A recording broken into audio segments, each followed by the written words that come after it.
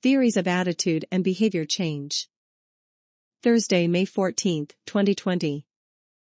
8:19 p.m. Theories of Attitude and Behavior Change. Persuasion, attitude change, and the elaboration likelihood model. Persuasion is a method for attitude/behavior change. The elaboration likelihood model explains when people will be influenced by the content of a speech versus more superficial features.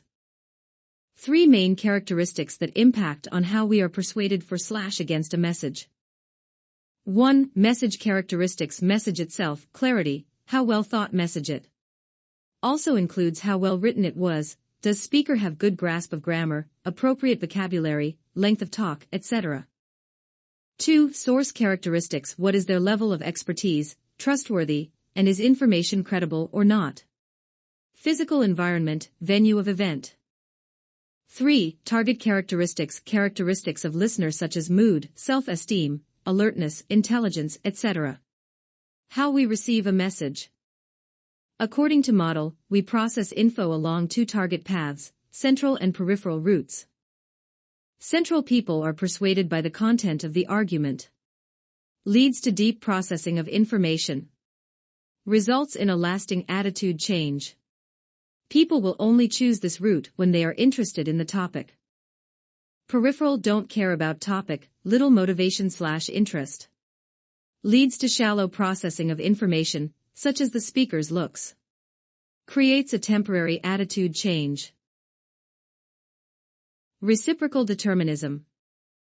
Reciprocal determinism is the interaction between a person's behaviors, personal factors, motivation, and environment. The social cognitive theory view behaviors as being influenced by people's actions/cognitions and their social context. Talking about interactions between individual and situation they're in. Cognition-environment-behavior. Meg is interested in soccer, cognition, joins a soccer team, environment, and spends time with soccer players, behavior. Or she can spend a lot of time with soccer players, become interested in it, and joins a soccer team. Behavior leads to a cognition. Other direction, hangs with soccer players, so she joins a soccer team, and then after a while develop a real interest in soccer, which then reinforces her hanging with the team. This theory was developed by Bandura, same scientist who did work on observational learning. Personal control, locus of control, learned helplessness, and the tyranny of choice. Important element of social cognitive theory is personal control. Internal or external. I should have studied harder. Internal locus of control, can control fate of own destiny. That was an unfair test. External locus of control, perceive outside forces that help to control your fate. Those internal achieve more in school/work, cope better with stress and lower depression. External do not as well and higher rates of depression. Learned helplessness. When tone is sounded, dogs receive electric shock but could press button to stop the shock. Group 2 had no way to turn off the shocks. After, dogs placed in new environment and had two sides separated by low partition in middle. Given electric shocks, but dogs in Group 1 learned to escape shock by jumping over barrier.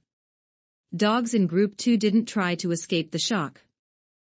Therefore, uncontrollable bad events can lead to a perceived lack of control, which leads to general helpless behavior. Increasing people's control over very small things, like TV remote, can increase the health and well-being of people in nursery homes.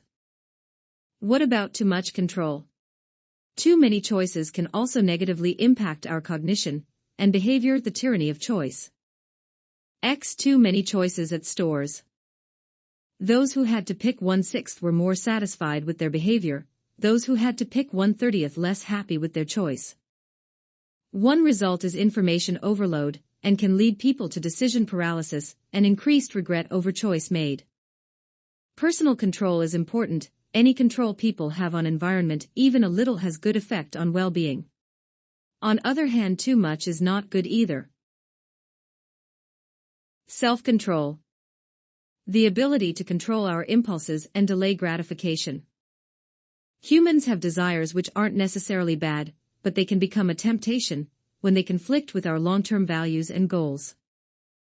So self-control is focusing on long-term goals while putting off short-term temptations.